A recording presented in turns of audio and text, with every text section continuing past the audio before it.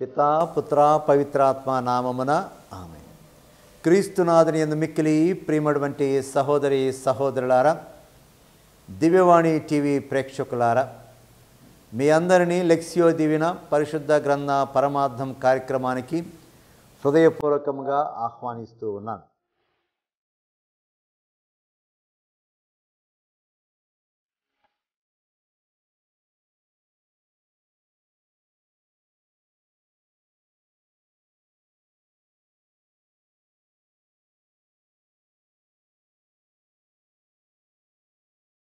ఈ కార్యక్రమంలో నాతో పాటు పునీత అంతోని వారి పుణ్యక్షేత్రం Nagarampalem Guntur senior council member, Richard bank manager NG Prakash Rao గారు మరియు saint Ann's convent Arundelpet Guntur superior sister Mariarani గారు పాల్గొంటూ ఉన్నారు.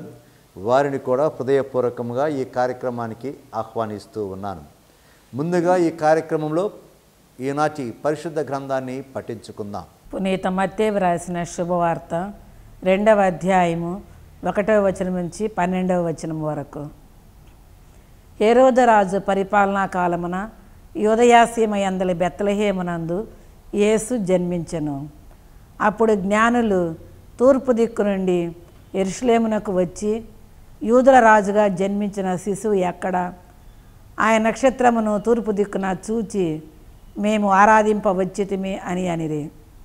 ఇది విని హేరోదు రాజును యెరూషలేము నగరవాసులందరినూ కలత చెందిరి. అంతటా రాజు ప్రజల ప్రధానార్చకులను ధర్మశాస్త్ర బోధకులను సమావేశపరచి క్రీస్తు ఎచట జన్మించును అని ప్రశ్నించెను.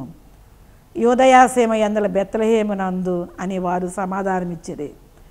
యూదయాసీమ యందు బెత్లెహేమ, నీ యూదయా పాలకులలో ఎంత మాత్రమును అల్పమైన దానవు కావు. ఏలైనా నా ఇశ్రాయేలు ప్రజలను పాలించు నాయకుడు నీలో నుండి వచ్చును అని ప్రవక్త వ్రాసి ఉండెను. అంతటా హేరోదు ఆ జ్ఞానులను రహస్యముగా పిలిపించి నక్షత్రము కనిపించిన సమయమును వారి నుండి జాగ్రత్తగా తెలుసుకొనెను. పిమ్మట అతడు వారిని బెత్లెహేమునకు పంపుచు, మీరు వెళ్ళి జాగ్రత్తగా శిశువు జాడాను కనుగొని నాకు తెలియజేయుడు, నేనును వెళ్ళి అతనిని ఆరాధింతును అనెను. రాజు మాటలను ఆలకించి ఆ జ్ఞానులు వెళ్ళిపోయిరి. అదిగో, తూర్పు దిక్కున వారి ముందు నడిచిన నక్షత్రము మరలా కనిపించి వారికి మార్గదర్శి అయి ఆ శిశువు ఉన్న స్థలం పైకి వచ్చి నిలిచెను. వారు నక్షత్రమును చూచినప్పుడు ఎంతో ఆనందించిరి. అంతటా వారు ఆ గృహమున ప్రవేశించి తల్లి మరియమ్మతోనున్న బిడ్డను చూచి సాష్టాంగపడి ఆరాధించిరి. పిదప తమ సంచులను విప్పి ఆ శిశువునకు బంగారము, సాంబ్రాణి, పరిమళ ద్రవ్యములను కానుకలుగా సమర్పించిరి. హేరోదు చెంతకు మరలిపోరాదని స్వప్నమున దేవుడు వారిని హెచ్చరింపగా వారు మరొక మార్గమున తమ దేశమునకు తిరిగిపోయిరి. ఇది క్రీస్తు సువిశేషము. క్రీస్తువా మీకు స్తుతి కలుగునుగాక. ఫాదర్ గారు, ఈరోజు సువిశేషంలో ముగ్గురు జ్ఞానులు మెస్సియాను కనుగొన్నారు. క్రీస్తు సాక్షాత్కారం జరిగింది. ఇందులో పేర్కొన్నటువంటి ముగ్గురు జ్ఞానులు మరియు హేరోదు రాజు గురించి మాకు వివరించండి. ఈ ప్రశ్నకు సమాధానముగా ఈ కార్యక్రమంలో 2వ భాగమైనటువంటి పరిశుద్ధ గ్రంథ వివరణలోకి ప్రవేశించుదాం. ఈనాడు మనము ముగ్గురు జ్ఞానులు లేక క్రీస్తు సాక్షాత్కార పండుగని జరుపుకుంటూ ఉన్నాం.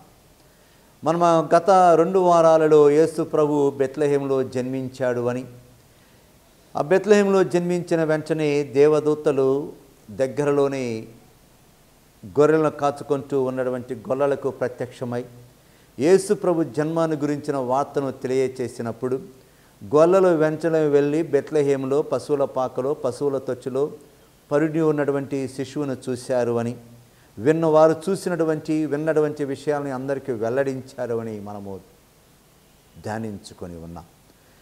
యేసు ప్రభు జన్మించినప్పుడు మొదటిగా ఆయన గొల్లలకి తనను తాను తెలియచేసుకున్నాడు.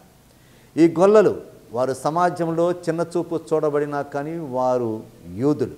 అయితే ఈనాడు మనము ఏమి చూస్తూ ఉన్నాము అంటే యేసు ప్రభు కేవలము తాను యూదులకు మాత్రమే కాదు, అన్యులకు కూడా తాను తెలియచేసుకుంటూ ఉన్నాడు. మొదటిగా ఈ అన్యులు ముగ్గురు జ్ఞానులు, వారికి తాను తెలియచేసుకునేటటువంటి పండగనే ఈనాడు మనము కొనియాడుతూ ఉన్నాం. దీనినే క్రీస్తు సాక్షాత్కార పండగ అంటూ ఉన్నాం. గ్రీకులో దీనిని ఎపిఫనెయిస్ అని కూడా అంటూ ఉన్నారు. అంటే ప్రదర్శించుట, సాక్షాత్కరించుట. ఈయన ఎవరికి సాక్షాత్కరించుకొని ఉన్నాడు? ముగ్గురు జ్ఞానులకి అని అంటూ ఉన్నాం. ఈ ముగ్గురు జ్ఞానులు ఎవరు? వీరి పేర్లు కూడా ఈ విధముగా చెప్పబడుతూ ఉన్నాయి. మెల్కియోరు, కస్పారు, బల్తజార్. అయితే వీరు ఎవరు, ఎక్కడి నుండి వచ్చి ఉన్నారు అంటే, హెరోదుస్ అనేటటువంటి వ్యక్తి వీరిని గురించి ఈ విధముగా పలుకుతూ ఉన్నాడు. వీరు మిదియాను జాతికి చెందినవారు అని, పర్షియా దేశంలో నివసించేవారు అని, వీరు రాజకీయ ఆధిపత్య పోరును ఆపి యాజకులుగా మారారు అని మనకు తెలియచేస్తూ ఉన్నాడు. వీరు ఇజ్రాయేలీల్లో లేవి గోత్రం లాంటి వారు. వీరు పర్షియా రాజులకు గురువులుగా మారారు. పర్షియాలో ఈ మ్యాజీ అంటే ఈ జ్ఞానులు, వీరిలో ఎవరో ఒకరు లేకుండా బలులు సమర్పించేవారు కాదు. వీరు తత్వవేదంలో, వైద్యంలో, ప్రకృతి శాస్త్రంలో నైపుణ్యం కలిగినటువంటి వారు. సోది భవిష్యత్తు కూడా చెప్పేవారు, కళలని వివరించేవారు. ప్రాచీన కాలంలో జనులు, ఆనాడే కాదు ఈనాడు కూడా, నక్షత్రాల శాస్త్రాన్ని, ఆస్ట్రాలజీని నమ్మేటటువంటి వారు. ఏమిటి అంటే, పుట్టిన నక్షత్రం ఒక వ్యక్తి విధిని నిర్ణయిస్తుందని నమ్మేవారు. ఆకాశంలో ఏదైనా ఒక వింత నక్షత్రం కనిపిస్తే దేవుడు ఏదో ఒక సందేశాన్ని ఇస్తున్నాడని కూడా నమ్మేవారు. ఈ జ్ఞానులు ఈ ఆకాశాన్ని పరీక్షిస్తూ వింత నక్షత్రాన్ని చూశారు. ఆ వింత నక్షత్రం ఈ లోకంలో రాజు జన్మించాడని తెలియచేస్తుందని కూడా నమ్మారు. యేసు ప్రభు జన్మించే నాటికి మనందరం కూడా గుర్తుంచుకోవాలి, ప్రపంచమంతా కూడా దేవుని కోసము తప్పిస్తుంది. ఓ రాజు జన్మించబోతూ ఉన్నాడని ఎదురు చూస్తూ ఉన్నది. ఇదిగో రోమీలకు వ్రాసినటువంటి లేఖలో 8వ అధ్యాయము 22-23 వచనాల్లో పౌలు గారు ఈ విధముగా పలుకుతూ ఉన్నాడు. ఏలైనా సృష్టి యావత్తు ప్రసవవేదన వంటి బాధతో మూలుగుచూ ఉన్నది. దైవపుత్రత్వమును విముక్తిని పొందుటకు ఎదురుచూచు మనలో మనము మూలుగుచున్నాము అని పలుకుతూ ఉన్నాం. అటువంటి ఆ మూలుగులకి ఫలితముగానే దేవుడు తన కుమారుని పంపించి ఉన్నారు. ఆ కుమారుని పంపించి ఉన్నప్పుడు ఆ కుమారు యొక్క జన్మాన్ని తెలియచేయటానికి ఆకాశంలో వింత నక్షత్రాన్ని కూడా పుట్టించి ఉన్నాడు. అయితే దీనిని గ్రహించారు ఈ ముగ్గురు జ్ఞానులు. ఈ ముగ్గురు జ్ఞానులు ఆకాశంలో వింత నక్షత్రాన్ని చూడగానే ఒక సుదీర్ఘ పయనాన్ని ప్రారంభించి ఉన్నారు. తమకు తెలియదు ఎక్కడికి వెళ్ళాలో కూడా, అయినా ఒక పిచ్చి నమ్మకంతోటి వారు సుదీర్ఘ పయనాన్ని ప్రారంభించి ఉన్నారు. ఆదికాండం 12వ అధ్యాయం 1వ వచనంలో ఈ విషయాన్ని గమనిస్తూ ఉన్నాం. దేవుని యొక్క వాణిని, సందేశాన్ని విన్నటువంటి అబ్రహాము గుడ్డి నమ్మకంతో, పిచ్చి నమ్మకంతో ఊరు అనేటటువంటి తన ప్రదేశం నుండి బయలుదేరి ఉన్నాడు. క్రీస్తునాథుని యందు మిక్కిలి ప్రియమైనటువంటి సహోదరి సహోదరులారా, ఇది పర్షియా దేశంలోనే ఉన్నది. ఈ ముగ్గురు జ్ఞానులు, అబ్రహాము, వీరు పర్షియా దేశం నుండి బయలుదేరి వస్తూ ఉన్నారు. క్రీస్తునాథుని యందు మిక్కిలి ప్రియమైనటువంటి సహోదరి సహోదరులారా, వీరు యేసు ప్రభుకి సమర్పించినటువంటి కానుకల గురించి కూడా కొద్దిగా తెలుసుకుందాం. వీరు యేసు ప్రభుకి ఏమి కానుకలని సమర్పించి ఉన్నారు? ముందుగా చూస్తూ ఉన్నాము పరిమళ ద్రవ్యమని. ఈ పరిమళ ద్రవ్యము చనిపోయిన తర్వాత అభ్యంగనం చేయటానికి వినియోగిస్తూ ఉంటారు. ఇది క్రీస్తు మానవ స్వభావాన్ని తెలియచేస్తూ ఉంది. హెబ్రీయులకు వ్రాయబడినటువంటి లేఖ 4వ అధ్యాయము 15వ వచనం, మనవలే అన్ని విధములుగా శోధింపబడి పాపము చేయని వ్యక్తి మన ప్రధాన యాజకుడు. బెతనియాలో పరిమళ ద్రవ్యంతో మరియమ్మ యేసు ప్రభువుని అభ్యంగనం చేస్తే యోధా ఇస్కరియోతు అభ్యంతరము పెట్టి ఉన్నాడు. అప్పుడు ప్రభువు అన్నాడు, ఆమెను అట్లు చేయనిండు, నా భూస్థాపన నిమిత్తమై దానిని ఉంచుకొని నిండు అన్నాడు. యోహాను శుభవార్త 12వ అధ్యాయము 7వ వచనం, యేసు ప్రభు మరణించిన తర్వాత ఆయన యొక్క భౌతిక దేహాన్ని పరిమళ ద్రవ్యంతో పూసి నార వస్త్రాలతో చుట్టారని కూడా మనము చదువుకుంటూ ఉన్నాం. యోహాను శుభవార్త 19వ అధ్యాయము 40వ వచనం. ఇక ఈ ముగ్గురు జ్ఞానులు యేసు ప్రభుకి సాంబ్రాణిని సమర్పించి ఉన్నారు. ఈ సాంబ్రాణిని దైవారాధనలో వినియోగిస్తారు. ఇది యేసు ప్రభు యొక్క దైవత్వాన్ని సూచిస్తూ ఉంది. ఫిలిప్పీలకు వ్రాసినటువంటి లేఖ 2వ అధ్యాయం 6వ వచనం. ఆయన ఎల్లప్పుడూ దైవ స్వభావం కలిగి ఉండెను. ఇక కొలస్సీలకు వ్రాసిన లేఖలో కూడా పౌలు గారు ఈ విధముగా పలుకుతూ ఉన్నాడు. 1వ అధ్యాయము 15వ వచనం, యేసుక్రీస్తు అదృశ్యుడై ఉన్నటువంటి దేవుని యొక్క ప్రత్యక్ష రూపం అని చదువుతూ ఉన్నాం. ఇక 3వది, వారు యేసు ప్రభుకు సమర్పించినటువంటి కానుక ఏమిటి అంటే బంగారం. ఈ బంగారము మామూలుగా రాజులకి సమర్పిస్తూ ఉంటారు. యేసు ప్రభు రాజు, యేసు ప్రభు యొక్క రాజత్వాన్ని ఈ బంగారము సూచిస్తూ ఉంది. పిలాతు అడిగినప్పుడు, నీవు యూదుల రాజువా అంటే, నీవన్నట్లే అయితే నా రాజ్యము ఈ లోక సంబంధమైనది కాదు అని ప్రభు సమాధానమిచ్చి ఉన్నాడు. యోహాను శుభవార్త 18వ అధ్యాయము 36, 37 వచనాలు. క్రీస్తునాథుని మిక్కిలి ప్రియమైనటువంటి సహోదరి సహోదరులారా, ఇది ఆ ముగ్గురు జ్ఞానుల గురించి సంగ్రహముగా ఉన్నటువంటి సమాచారం. ఇప్పుడు మనము హెరోదుని గురించి కూడా కొద్దిగా తెలుసుకుందాం. ఈ ముగ్గురు జ్ఞానులు పాలస్తీనా దేశాన్ని సందర్శించినప్పుడు, యేసు ప్రభు బెత్లెహేములో జన్మించినప్పుడు ఆ పాలస్తీనా దేశం అంతటికి పాలకుడిగా హెరోదు పరిపాలిస్తూ ఉన్నాడు. ఇతను యుదుమీయుడు మరియు యూదుడు. ఇతన్నే హెరోద్ ద గ్రేట్ అంటూ ఉన్నాం. ఇతను క్రీస్తు పూర్వం 47వ సంవత్సరం నుండి క్రీస్తు శకము 4వ సంవత్సరం వరకు పరిపాలించాడు. ఈయననే హెరోద్ ద గ్రేట్ అని కూడా పిలుస్తూ ఉంటాడు. ఇతడు యెరూషలేము దేవాలయాన్ని సుందరీకరణ చేశాడు. యూదుల రాజుగా పిలువబడ్డాడు. గొప్ప రాజే. అయితే ఇతని వ్యక్తిత్వంలో ఒక గొప్ప లోపం ఉన్నది. ఏమిటా లోపం అంటే, ఇతను పెద్ద అనుమానస్తుడు. ఇతను వృద్ధాప్యంలో ఇతను నరహంత వృద్ధుడు అని పిలువబడ్డాడు.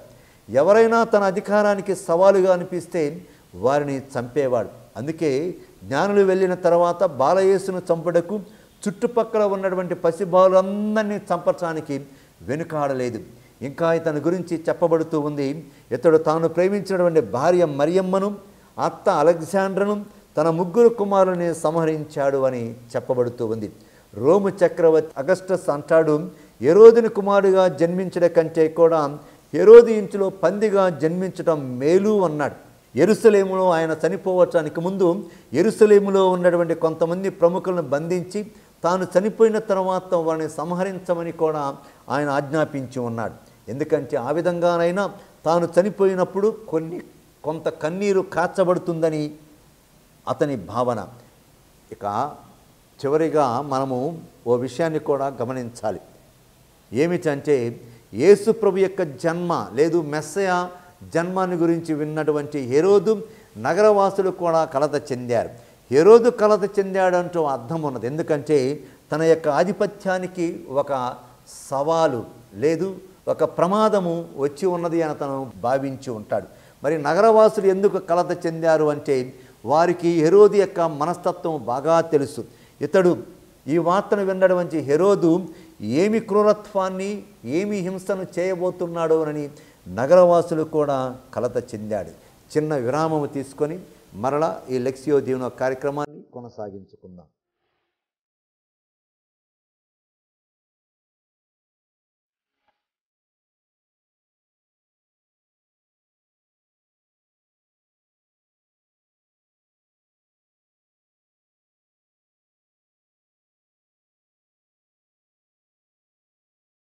తిరిగి మనము ఈ లెక్సియో దీవెన కార్యక్రమాన్ని ప్రారంభించుకుందాం.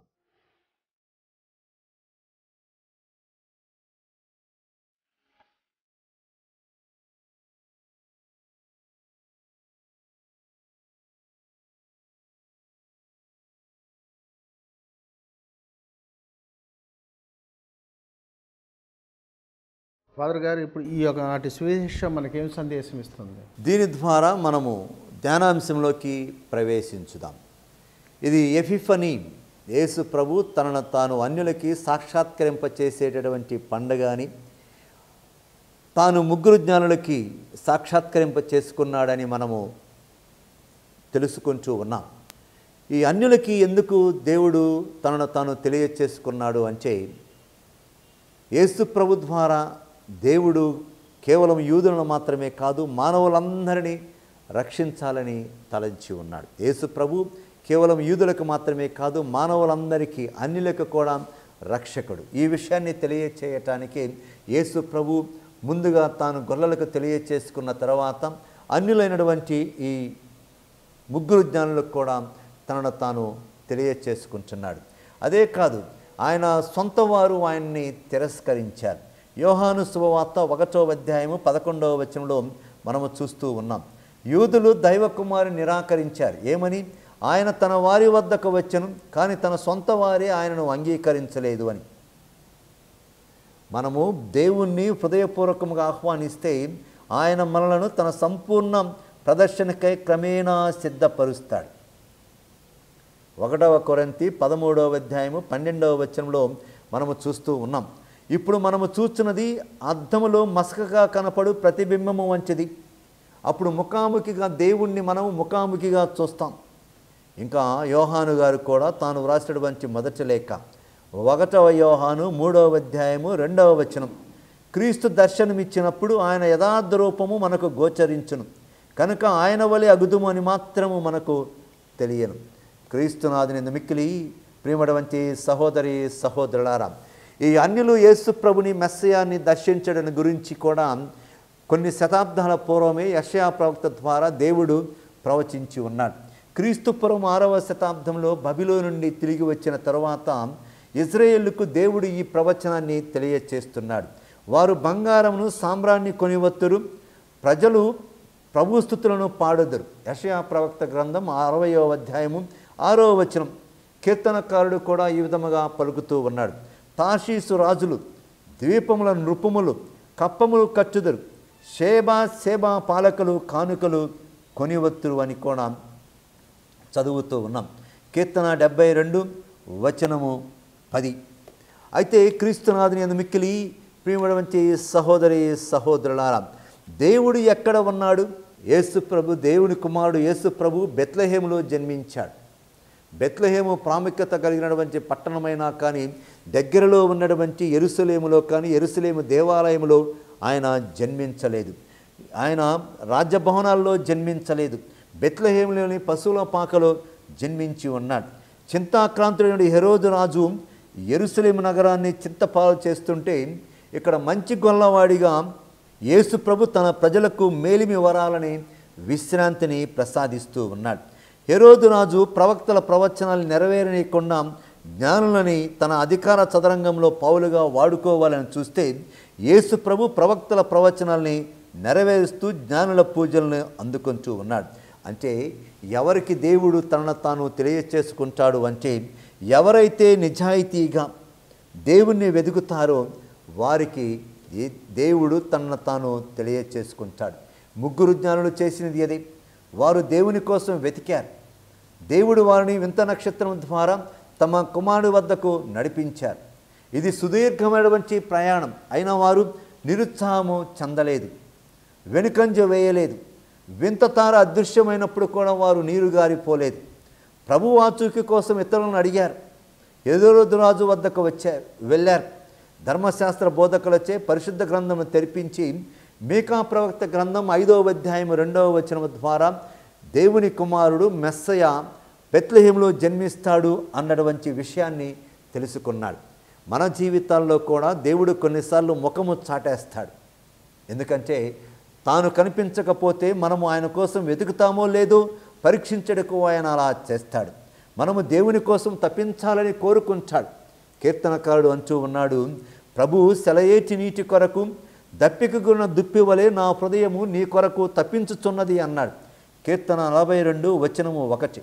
ఇంకా నీ కొరకు నేను ఉబలాడపడుచున్నాను, ఆశగొని ఉన్నాను, నీళ్లు లేక ఎండి మాడి ఉన్న నేల వలె నా ఆత్మ నీ కొరకు దప్పిక గొనుచున్నది. కీర్తన 63 వచనము 1. ఇంకా చూస్తూ ఉన్నాం, క్రీస్తును కనుగొన్నటువంటి జ్ఞానులు వేరొక దారిన తమ దేశానికి వెళ్ళారు.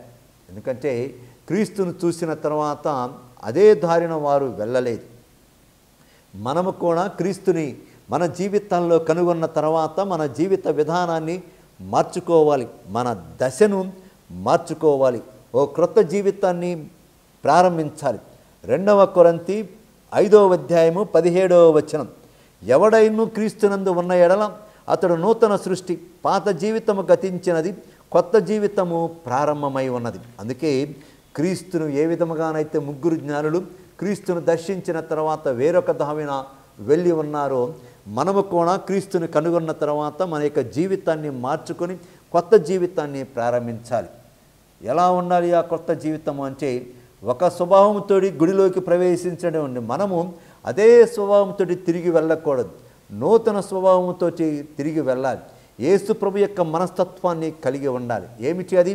కోపానికి బదులు కరుణ సంతరించుకోవాలి, ద్వేషానికి బదులు అనురాగాన్ని, అహంకారానికి బదులు దీనతను, పొందుటకు బదులు ఇచ్చుడను, మనసు భారానికి బదులు ఆత్మవిశ్రాంతితోటి తిరిగి వెళ్ళాలి. ఇదే ముగ్గురు జ్ఞానులు మనకు తమ యొక్క దర్శనం ద్వారా ఇస్తూ ఉన్నటువంటి సందేశం. ఇంకా మనము ఏమి గ్రహించుకోవాలి అంటే, వింత నక్షత్రము యెరూషలేములో ఎందుకు ఆగిపోయి ఉన్నది అంటే, వీరు హెరోదు ఆస్థానానికి వెళ్ళి గ్రంథాల పవిత్ర గ్రంథము ద్వారా దేవుడి కుమారుడు బెత్లెహేములో జన్మిస్తాడు అని తెలుసుకొని ఉన్నాడు. దీనివలన మనకు ఏమి తెలుస్తూ ఉన్నది అంటే, పవిత్ర గ్రంథము, పరిశుద్ధ గ్రంథము దైవజ్ఞానాన్ని మనకు ఇస్తూ ఉంది. పునీత జెరోము గారు ఈ విధముగా అంటూ ఉన్నారు, ignorance of scripture is ignorance of Christ. పరిశుద్ధ గ్రంథ పఠనం లేకుండా మనము క్రీస్తును తెలుసుకోలేము. అందుకే మనము పరిశుద్ధ గ్రంథాన్ని చదవాలని కూడా మనకు ఈ పండుగ తెలియచేస్తూ ఉంది. మన ప్రతి జీవితంలో ప్రతిరోజు కూడా పరిశుద్ధ గ్రంథాన్ని చదవాలి. అప్పుడు దేవుడు మనల్ని నడిపిస్తాడు, మన విశ్వాసం ద్వారా నడిపిస్తాడు. నిర్గమకాండము 13వ అధ్యాయము 21, 22 వచనాల్లో, ఎడారిలో యావే ప్రభు ఇశ్రాయేలుని పగలు త్రోవచూపు మేఘస్తంభముగాను రాత్రి వెలుగునిచ్చే అగ్నిస్తంభముగాను ముందుండి నడిపించాడు. మనము కూడా దేవుని యొక్క వాక్కుని పఠించి ధ్యానిస్తే ఆ వాక్కు మన యొక్క జీవితాలకు వెలుగై వాక్కు ద్వారా దేవుడు మనల్ని నడిపిస్తూ ఉన్నాడు. ఇప్పుడు మనము ప్రార్థన చేసుకుందాం. దయగల ప్రభువా, మా రక్షకుడా, మమ్ము నిత్యము నీ కృపతో నింపి నీ స్నేహాస్తంతో మమ్ము నడిపిస్తున్నందుకు నీకు వేలాది కృతజ్ఞతాస్తులు చెల్లించుకొంచున్నాము. ముగ్గురు రాజుల వలె మేము నిన్ను తెలుసుకొని, మా ప్రభుడవు రాజువైన నిన్ను మా పూర్ణ హృదయంతోనూ పూర్ణ మనస్సుతోనూ ప్రేమించి సేవించి నిన్ను అనుసరించి నిత్యజీవం పొందు భాగ్యం మాకు అనుగ్రహించండి. దయా కనికరములు గల ప్రభువా, మేము పరస్పర ప్రేమ కలిగి మా పొరుగు వారికి సహాయపడుచు నీవు చూపిన మార్గంలో జీవించే ధన్యత మాకు అనుగ్రహించండి. అనేక సమస్యల్లో కూరుకుపోయిన మమ్ము, మా కుటుంబాలను రక్షించండి. మాకు కావలసిన ఆయురారోగ్యాలు, ఆత్మీయ జ్ఞానాన్ని, ఆధ్యాత్మిక ఎదుగుదలను అనుగ్రహించి నీ కృపలో సదా జీవించినట్లుగా చేయమని వేడుకొంచున్నాము. ఆమేన్. ఫాదర్ గారు, ఇప్పుడు ఈనాటి సువిశేష పఠనం మనకి ఏం ఆచరించాలని చెప్తుంది. దీని ద్వారా ఈ లెక్సియో దీవెన కార్యక్రమంలో ఆఖరి భాగమైనటువంటి ఆచరణ భాగంలో ప్రవేశించుదాం. మనం ఏమి ఆచరించాలని ఈ పండగ మనల్ని కోరుతూ ఉన్నది అంటే, ముందుగా యూదులు అనుకునేవారు దేవుడు తమకు మాత్రమే దేవుడు అని. అయితే యూదుల్ని దేవుడు ఎందుకు ఎన్నుకున్నాడంటే, తనను తాను ఇతరులకు తెలియచేసుకోవటానికి వారిని సాధనాలుగా ఎన్నుకున్నాడు. దేవుడు మనల్ని కూడా ఎన్నుకున్నాడు.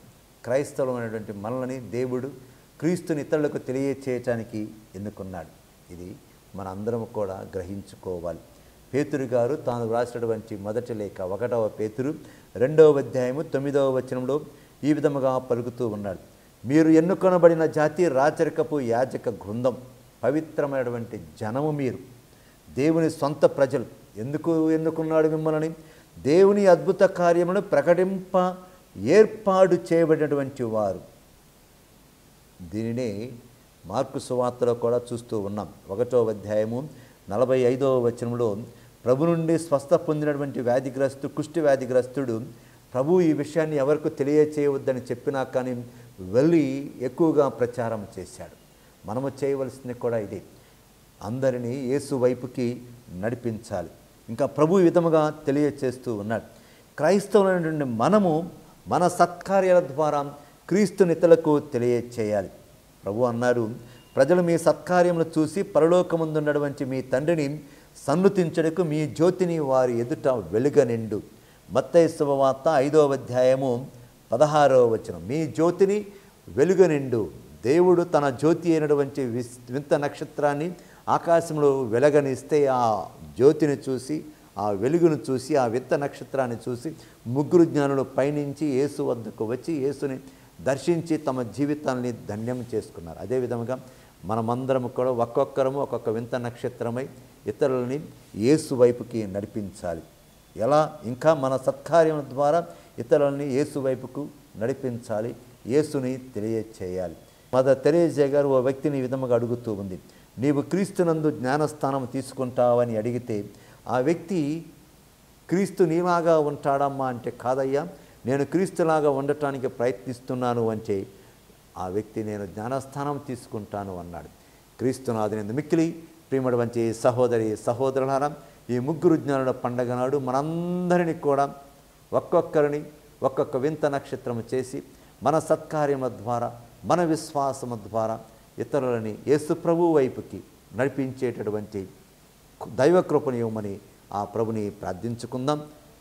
తిరిగి మరలా వచ్చే వారము లెక్సియో దీవెనో కార్యక్రమం ద్వారా కలుసుకుందాం. అంతవరకు మీ అందరికీ దేవుని యొక్క ఆశీస్సులని, దీవెనలని అందజేస్తూ ఉన్నాం.